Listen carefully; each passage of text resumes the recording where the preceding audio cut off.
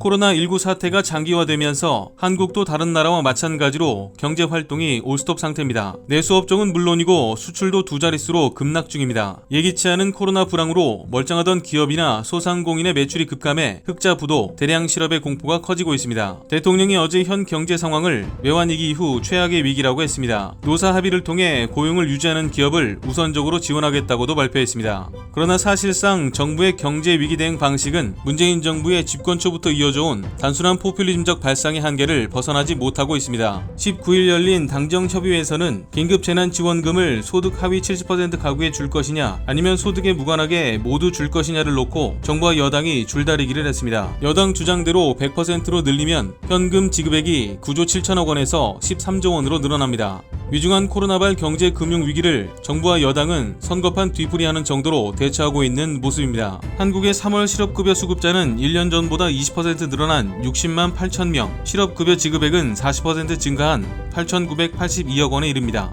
고용보험제도 도입 이래 실업급여 지급액과 수급자 수가 최고치입니다. 지난달 60세 이하 취업자는 53만 명 급감했고 일시휴직자가 통계 작성 이래 가장 많은 161만 명에 달했습니다. 기업이나 소상공인은 매출이 급감해도 당장 지원을 내보내지 않고 고용유지 지원금으로 인건비를 보전받으며 일시휴업이나 휴직으로 버티고 있습니다. 고용유지 지원금을 신청한 사업장이 5만 건이 넘어 작년 1년 신청 건수의 33배나 됩니다. 코로나 불황이 지속되면 이들 중 상당수가 일자리를 잃게 될 것이 자명합니다. 세계 각국 정부는 일자리 지키기, 실업자 보호에 총력을 펴고 있습니다. 미국 정부는 실업수당을 주당 최대 450달러에서 1,050달러로 올리고 예산 2,500억 달러를 배정했습니다. 인구가 우리 절반인 호주가 100조 원 규모의 고용유지 지원금 대책을 발표했습니다. 독일은 고용을 유지하되 근무 시간을 줄이는 기업에 임금의 3분의 2를 지원하고 사회보험료도 면제해줍니다. 프랑스는 고용유지 기업에 3개월간 임금의 최대 84%를 지원하고 영국과 이탈리아도 임금의 80%를 지원합니다. 우리 정부의 실업 대책은 소극적이고 굼뜹니다. 1,000억 원이던 고용유지 지원금을 5천억 원으로 늘린 것 정도가 고작입니다. 고용유지 지원금 신청이 폭증해 이 돈으로는 턱도 없습니다. 휴업수당의 75%까지 주던 고용유지 지원금을 90%로 일시 상향 조정했지만 그조차 대기업은 67%만 지원합니다. 나라 고가는 이미 비기 시작했는데 기업 수익은 감소하고 부동산 값은 하락하고 있어 더 이상 세수를 확보할 수도 없는 지경입니다.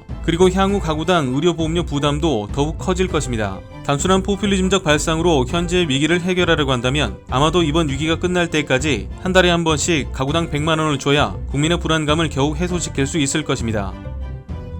이상 광화문 비주통신이었습니다.